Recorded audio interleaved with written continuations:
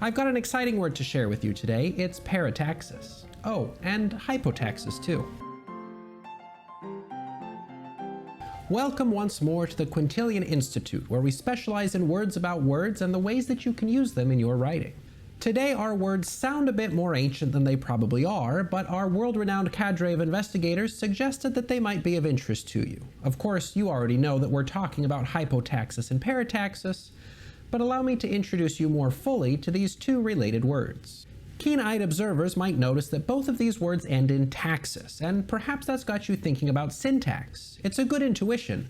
Where syntax deals with the arrangement of words in sentences, hypotaxis and parataxis refer to two specific kinds of arrangement. And frankly, I see no reason to dilly-dally, so let's get straight down to the details. Parataxis is a grammatical arrangement that involves just putting clauses next to each other. If you have some extra independent clauses, line them up in a row separated by commas, semicolons, the word and, or something like that, and you have parataxis. For example, I woke up. I had breakfast. I walked to the institute. The research team sent me an email about parataxis and hypotaxis. I decided it was a good idea to make a video about them. A paratactic style favors short, simple sentences. In fact, it generally requires them. Because it involves the side-by-side arrangement of independent clauses, parataxis doesn't leave much room for elaborate sentence structures. As a result, parataxis can have a somewhat choppy start and stop rhythm as each clause falls next to the one that comes before it. A paratactic style can also make it more difficult to see the connections between ideas, because the simple clauses just sit next to each other and don't have little words that tell you how the sentences are related. So it might sound like parataxis is something to avoid, but that's not quite what I'm saying. In fact, parataxis is a stylistic strategy that aligns nicely with the ways that people tend to speak, with one idea coming after the next in a steady succession. Because of that, parataxis is a strategy to rely on if you want your writing to sound spoken, especially if it's something that you plan to read aloud, like a speech. The simplicity of a paratactic style can also help to make it easier for listeners to comprehend what you're saying. Instead of having to hold complex ideas in their heads all at once, they can hear one thought, understand it, and then move on to the next as you continue speaking.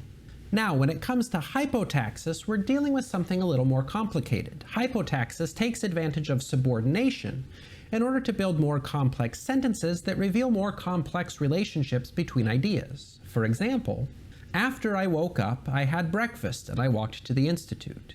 Because the research team sent me an email about parataxis and hypotaxis, I decided it was a good idea to make a video about them. As you can see, hypotaxis has given us a set of sentences with a very different feel. Not only have we gone from 4 sentences to 2, we also have subordinating conjunctions that create dependent clauses and that tell us how the different clauses relate to each other.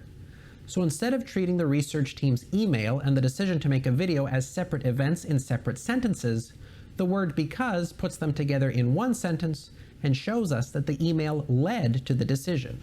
So hypotaxis is valuable because subordinating conjunctions like after, although, as if, because, before, if, since, and so on point to specific relationships between clauses, giving readers clear signals about how the ideas are related to each other. Additionally, the dependent clauses connect more seamlessly to the independent clauses they're paired up with, reducing the sense of starting and stopping and improving the flow of the text. But while hypotaxis is good for flow and for signaling explicit relationships between ideas, the complexity of a hypotactic style can sometimes be difficult for listeners to keep up with. This isn't as much of a problem in writing, though, because readers can always look back a few words and double-check their understanding. Because of this, hypotaxis yields a style that feels more writerly than a paratactic style does. But of course, it's probably not a good idea to rely exclusively on either one strategy. Engaging styles are built with variety, so take advantage of both hypotaxis and parataxis in your writing. Too much parataxis can make for a choppy ride, and too much hypotaxis can lull your readers into a pleasant coma. So soften your parataxis with hypotaxis, and shake up your hypotaxis with a healthy dash of parataxis. With both of these tools under your belt, you'll be better able to make deliberate choices in your writing, using the style that's better suited to your occasion and purposes. Of course, that's really at the heart of everything that we do here at the Institute. Our mission is to share with you the tools that are available so that you can use them when they're needed. Of course, we also do it because words about words are especially delightful. Things don't have to be serious to be worthwhile. Now I think I've gone on long enough. I wish you the best in your hypotactic and paratactic adventures. Before I go, I hope you'll take some time to respond in the usual manner. You may like, you may comment, you may subscribe. When you do, all of us here at the Institute will owe you our deepest gratitude. Well, I know I said we were doing parataxis today, but calling two cabs still seems kind of odd. Yeah, I know, just send them both home.